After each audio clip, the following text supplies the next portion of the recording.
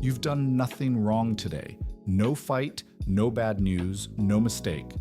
And yet the second you think about walking through your parents' front door, that same familiar guilt shows up, uninvited again. That feeling doesn't come from anything you did. It comes from a structure of expectation that's been shaping families for over 2,000 years, one a philosopher in ancient China thought about more carefully than almost anyone since. His name was Confucius, and he didn't think that guilt was a flaw to fix. He thought it was doing exactly what it was built to do. Confucius lived during a violent, fractured period in Chinese history, when old social bonds were collapsing and rulers were chasing power with no regard for virtue. He wasn't interested in abstract metaphysics. He wanted to know something much more practical.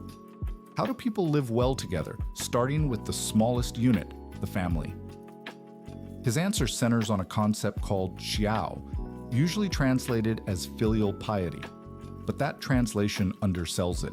This wasn't blind obedience. For Confucius, honoring your parents was the training ground for every other relationship in your life.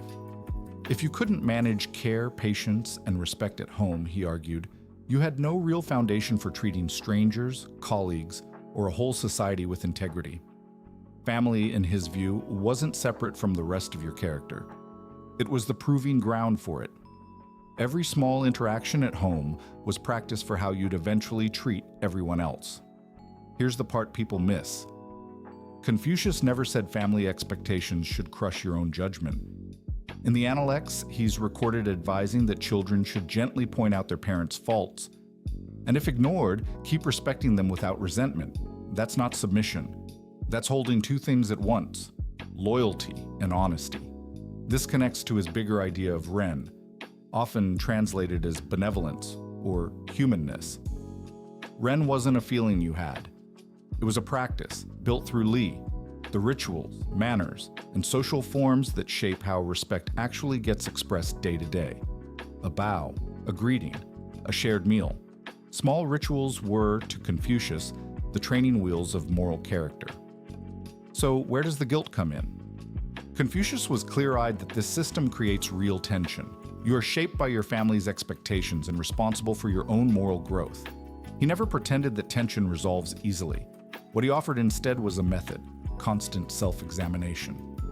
One of his students, Zhengzi, said he examined himself daily on whether he'd been faithful, sincere, and had practiced what he'd learned, not whether he'd pleased his parents that day.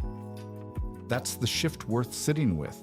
The disappointment you feel isn't proof you've failed some fixed standard your family holds. In the Confucian view, it's a signal. Data for your own self-cultivation, not a verdict on your worth. The goal was never perfect approval. It was junzi, becoming a person of genuine integrity, whether or not anyone's watching. Practically, that might look like separating "I disagree with this expectation" from "I owe this person nothing."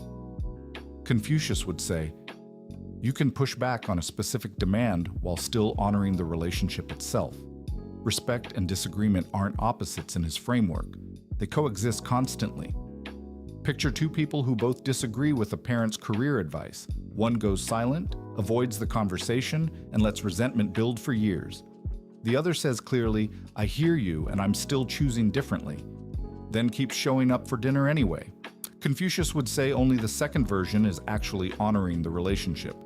Disagreement stated plainly, without walking away from the bond itself. So the guilt doesn't fade because something's wrong with you. It doesn't fade because, in Confucius's view, it was never meant to. It's not a verdict, it's a compass. The question was never how to make it disappear. It's what you do with the direction it's pointing you in. Maybe that means having the honest conversation you've been avoiding. Maybe it means just noticing the guilt without letting it decide who you are. Either way, the goal was never silence. It was growth.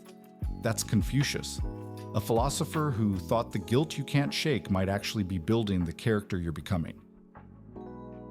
If this helped you see family pressure a little differently, subscribe for more philosophy in 5 minutes or less. See you next time.